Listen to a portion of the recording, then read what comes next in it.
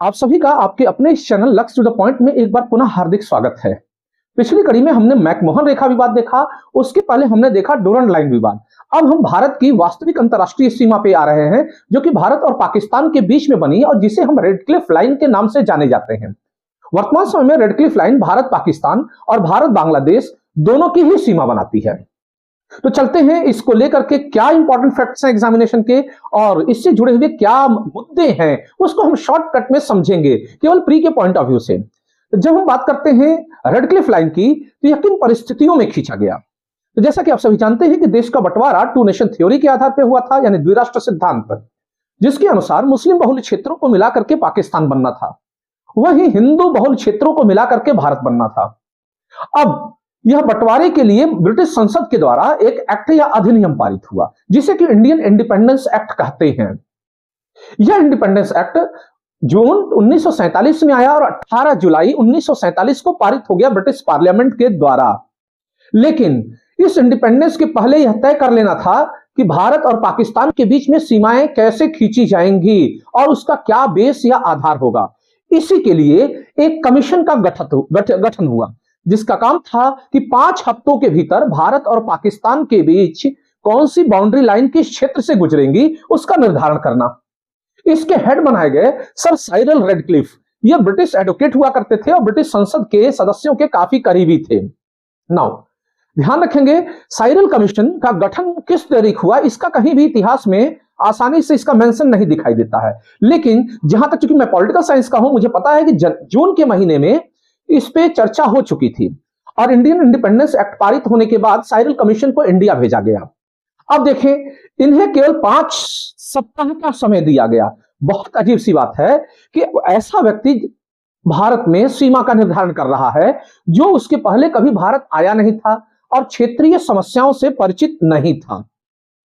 फिर भी वह व्यक्ति 5 हफ्ते में भारत और पाकिस्तान की सीमा का निर्धारण कर दिया। जो भारत और पाकिस्तान की सीमा का निर्धारण होना था, एक भारत के पश्चिमी हिस्से में पाकिस्तान मिलना था और दूसरा भारत के पूर्वी हिस्से में पाकिस्तान मिलना था। फाइनली इन्होंने 5 सप्ताह में यानी 12 अगस्त को अपनी रिपोर्ट सौंप दी, लेकिन इसका खुलासा हुआ 17 अगस्त को, यानी कि 15 अगस्त जिस दिन स्वतंत्रता अधिनियम को या इंडिपेंडेंस एक्ट को लागू होना था उसके बाद। अब चलते हैं इसके की फैक्ट्स को समझते हैं कि क्या क्या महत्वपूर्ण बातें थी इसको। जैसा कि मैंने अभी बताया कि देश का बंटवारा टू नेशन थ्योरी के आधार पर हुआ था। मुस्लिम मेजॉरिटी पाकिस्तान और हिंदू मेजॉरिटी भारत।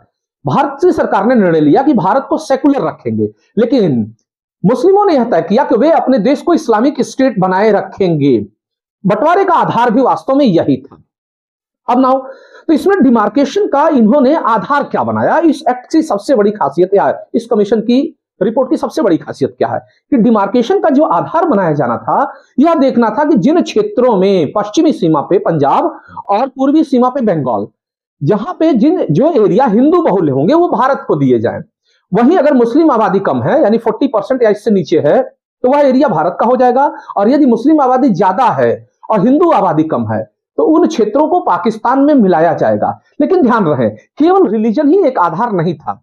इसमें यह भी इस कमीशन को कह के भेजा गया था कि आपको नेचुरल बाउंड्रीज का ध्यान रखना है, फिर उसके बाद रेल का ध्यान रखना है, नेचुरल बैरियर्स का ध्यान रखना है और रिसोर्सेस के एलोकेशन का भी ध्यान रखना है कि उसमें ज्यादा विवाद ना होने पाए। फाइनली कुल मिलाकर रिलीजन फर्स्ट आधार था और दूसरे में क्या चीज ध्यान रखना था, road, railways, natural resources and natural barriers boundary area में। आप यहां देखते रहे, मैं आपको देख रहा हूं। तो ये तो चीजें हो गई। फाइनली अब बंटवारा किस प्रकार हुआ, इन 2-3 बातों को ध्यान में रखने के बाद, लेकिन मेन क्या है, रिलीजन की मेजॉरिटी का ध्यान रखना। फाइनली जो पंजाब से सीमा बटी उसके तहत क्या देखा गया कि पंजाब के ही 2 टुकड़े कर दिए गए। पश्चिमी पंजाब पाकिस्तान को मिला और पूर्वी पंजाब मिला भारत को। उस समय के पूर्वी पंजाब में आज का हरियाणा भी शामिल था, दिल्ली का नजफगढ़। हालांकि ऐसा भी कहा जाता है कि बंगाल पूरा दिया जाना था पाकिस्तान को और पंजाब पूरा दिया जाना था पाकिस्तान को, लेकिन श्यामा प्रसाद मुखर्जी आदि ने विरोध किया, तो इसके कारण से पंजाब और बंगाल के 2 टुकड़े किए गए। जो पंजाब का टुकड़ा हो रहा है उसमें लाहौर शहर, जो कि पंजाब की राजधानी हुआ करती थी, उसे पाकिस्तान को दे दिया गया क्योंकि वह मुस्लिम मेजॉरिटी शहर था। वहीं अमृतसर, जो कि सिख मेजॉरिटी था या हिंदू मेजॉरिटी था, उसे भारत को सौंपा गया। जब हम बंगाल की देखते हैं तो इसमें बड़ा ही रोचक घटना है। यहां पर जो मुस्लिम मेजॉरिटी शहर था, जिसे कि कहा जाता था मुर्शिदाबाद, उसे भारत को सौंपा गया। एक अपवाद आपको यहां दिख रहा होगा। वहीं जो हिंदू मेजॉरिटी शहर था वह चला गया पाकिस्तान, यानी आज के बांग्लादेश में। तो सोचिए, पश्चिमी सीमा पे सीधा बंटवारा हो रहा है, मुस्लिम मेजॉरिटी शहर पाकिस्तान जा रहा है और हिंदू मेजॉरिटी या सिख मेजॉरिटी इंडिया आ रहा है। वहीं जब पूर्वी सीमा का बंटवारा हो रहा है तो हिंदू मेजॉरिटी शहर खुलना चला जा रहा है पाकिस्तान। जी हां, खुलना नाम आपको भूलना नहीं चाहिए। यहीं से पहली बार भीमराव अंबेडकर चुन करके आए थे, जो कि पाकिस्तान जब चला गया तो बाद में उन्हें बॉम्बे प्रेसिडेंसी से चुना गया था। खैर फिलहाल तो ये रिवर्स आपको एक कंट्रोवर्सी दिख रही है। ये कंट्रोवर्सी क्यों दिख रही है? क्योंकि रिलीजन के अलावा अन्य चीजों को भी आधार बनाया जाना था। अब देखते हैं इसके आगे क्या हो रहा है। इसके आगे डिस्प्यूट्स उभर करके सामने आए जो आज तक बने हुए हैं। अगर इसके विवादों में देखें तो जो सबसे पहला जो डिस्प्यूट दिखाई देता है वह दिखाई देता है बाउंड्री प्रोसेस को लेकर के। बाउंड्री कमीशन में ही अपने आप में समस्याएं थी, जैसे कि इनसफिशिएंट टाइम। इनसफिशिएंट टाइम का मतलब है कि ऐसा व्यक्ति जो कभी भारत नहीं आया था वह भारत आकर के 5 ही हफ्तों में पूरे भारत का बंटवारा कर डाला। 5 हफ्ते में तो एक घर का बंटवारा नहीं होता, उसने पूरे देश के बंटवारे भी कर दिए और डिमार्केशन भी कर दिया कि ये बाउंड्री यहां से जाएगी और ये पाकिस्तान की होगी, ये भारत की होगी। तो इसमें क्या और लफड़े दिखाई दिए, यानी इनसफिशिएंट टाइम के अलावा देखा गया कि रेखाएं जो बाउंड्री तय की जा रही हैं खेतों को काटते हुए जा रही हैं बीच से, रेलवे लाइनों को बीच से काटते हुए जा रही हैं, गांवों के बीचों बीच से काट रही हैं। इसका अर्थ था कि भारत में जिस प्रकार से टुकड़े किए गए कुछ ऐसा ही बंटवारा था जैसे कि कोई आम का पेड़ हो और उसमें एक भाई को ऊपर का हिस्सा दिया जाए और एक भाई को नीचे का हिस्सा दिया जाए, जड़ वाला तना वाला।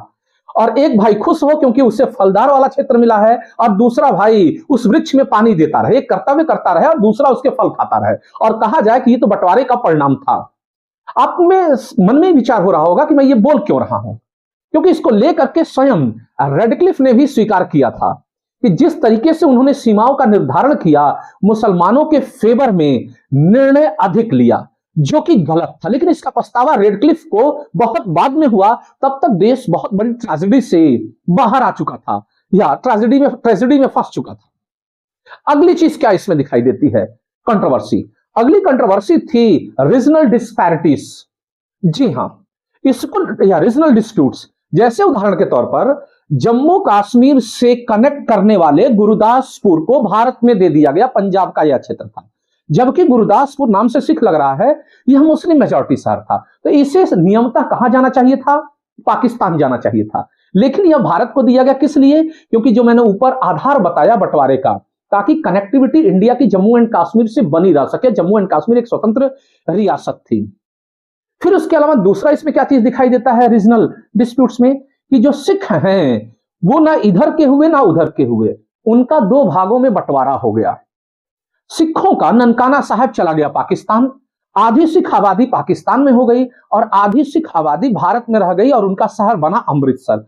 आज भी इसीलिए सिख जब आक्रोशित होते हैं तो अपने लिए खालिस्तान की मांग करते हैं, और उनका मानना है कि जब मुसलमानों को पाकिस्तान मिल सकता है, हिंदुस्तान बन सकता है, तो खालिस्तान क्यों नहीं बन सकता। हालांकि सिखों का बौद्धिक वर्ग जानता है कि वे हिंदू ही हैं, इससे बाहर उनका कोई अस्तित्व नहीं है, लेकिन कहीं ना कहीं हम अपने सिखों की एक आबादी को गिद्धों के मुंह में छोड़ दिए, और वहां के सिख आज भी इस चीज को लेकर के पछताते हैं। कुछ तो मुसलमान भी हो चुके हैं परिस्थितियों के अनुसार। अब देखें, अगला जो तीसरी कंट्रोवर्सी दिखाई देती है वह दिखाई देती है ह्यूमन ट्रेजेडी को लेकर के। जी हां, आप सभी को पता होना चाहिए या पता भी होगा कि इसमें 10 से 20 लाख लोग मारे गए और करीब 1.5 करोड़ लोग, 1.5 करोड़ लोग डिस्प्लेस या विस्थापित हुए। इसमें सबसे ज्यादा कीमत चुकानी पड़ी थी हिंदुओं को। जैसा कि मैं इंटरनेशनल रिलेशंस में जब लेकर के आऊंगा तो उस इमोशनल स्टोरी को आपके बीच में रखूंगा कि जब पाकिस्तान से हिंदू विस्थापित होकर के भारत आने थे तो उस दौरान ट्रेनों में उनके साथ रेप हत्याएं, महिलाओं के साथ रेप हत्याएं हुई। उसके अलावा उनकी धन और संपत्ति छीन लिया गया। विक्षिप्त अवस्था में महिलाएं भारत पहुंच रही हैं। वास्तव में यह 2 लोगों की राजनीतिक महत्वाकांक्षा का परिणाम था, 2 नेताओं की, मैं नाम नहीं लूंगा यहां पर। तो ये स्थिति आप समझ गए होंगे। कुल मिलाकर के अंत में जब हिंदू की विक्षिप्त अवस्था देखी तो सिखों ने भी यहां से रिवर्स कार्रवाई करना चालू किया और फाइनली यहां से भी मुस्लिम काट करके भेजे जाने लगे। बस फर्क इतना था कि सिख अपनी नैतिकता पे कायम रहे, कोई रेप नहीं किया, महिलाओं के साथ कोई छेड़खानी नहीं की और अपने संस्कारों को प्रदर्शित किया। ऐसी स्थिति करनी क्यों पड़ी? क्योंकि भारत सरकार ने जब हिंदुओं की लाशें आ रही हैं तो पाकिस्तान को से शिकायत की कि कृपया आप इस पर रोक लगाएं। पाकिस्तान की गवर्नमेंट ने अपनी व्यवस्था दर्शा दी कि उस पर उनका कोई नियंत्रण नहीं है। जाहिर सी बात है कि जब सरकारें ही भूखी हों और नियंत्रण ना होने का दावा कर रही हो तो आप समझ सकते हैं कि कितनी अराजकता या एनार्किक स्टेट में भारत का बंटवारा हुआ होगा। आज भी इस लाइन को लेकर के विवाद बना रहता है। खैर फिलहाल 2015 में लैंड बाउंड्री एग्रीमेंट के तहत कई सारे क्षेत्रों का आदान प्रदान भारत ने बांग्लादेश के साथ किया, तो पूर्वी सीमा लगभग काफी हद तक अब संभल गई है, लेकिन पश्चिमी सीमा पाकिस्तान पे विवाद बना हुआ है। फिलहाल आप मैं उम्मीद करता हूं कि आप रेड क्लिफ लाइन से जुड़े हुए महत्वपूर्ण मुद्दों को समझ गए होंगे। फिर मिलते हैं ज्योग्राफी के अगले चैप्टर के साथ या ज्योग्राफी के कोर सेगमेंट के साथ। तब तक के लिए धन्यवाद। ये तो आईआर से जुड़ा हुआ मुद्दा था, लेकिन ज्योग्राफिकल पॉइंट ऑफ व्यू से भी समझना इसको बहुत जरूरी था। तो अब आपको वर्तमान भारत मिल चुका है, अब हम लेक्चर्स को नई दिशा दे सकते हैं।